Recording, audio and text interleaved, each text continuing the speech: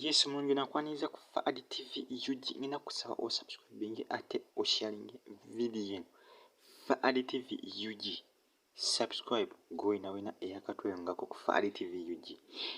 Mukwana ebbanga eriise oba olunaku olwaliro lwennyini waliwo amawulire agadigayitaayita nga gano gakwatagana ku Ahmed Lubowa. Waliwo ebifaananyi badde biyitaayita nga bantu bano ababiri Ahmed Lubowa ne Dan Nabatanzi balinganga abaakoze omukolo ogwa ddala mbu. Era amawulire gatandise okuyitaayita nti bano bandibanga abaagalana abaddala nti era Ahmed Lubowa Dan Nabatanzi ye mukazi we omulala oba ye mukazi we omutuufu gw'alonze embanja. Ebifaananyi bino bitambulidde ddala ebbanga eriise ku intaneti nga bano bakakasa nti nno bano bandibeera nga baagalana ebya ddala ng'oggyewo eby'okuzannya obuzannyi mu muzannyo. Stay on YouTube platform. Stay on YouTube platform. You will get a good things you never see on any platform.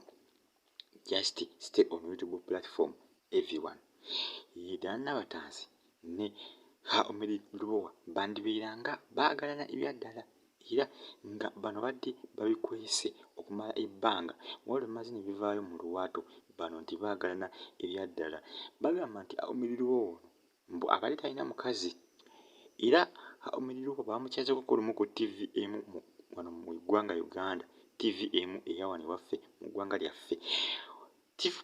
Pulezidenti omu owa TV eyo n'amubuuza nti ye mukazi we owa ddala yajjukira pulezidenti oyo yamubuuza ng'amanyi nti no Florence Nampijja ye mukazi we owa ddala. Kumbe Ahmed Lubowa yali alinayo Dan Nabatanzi kye naye nga tebannaba bissa mu lwatu wabula bitandise okuvaayo, bitandise okwesowolayo mpola mpola ebiraga nti Ahmed Lubowa ne Dan Nabatanzi baagalana ebya ddala.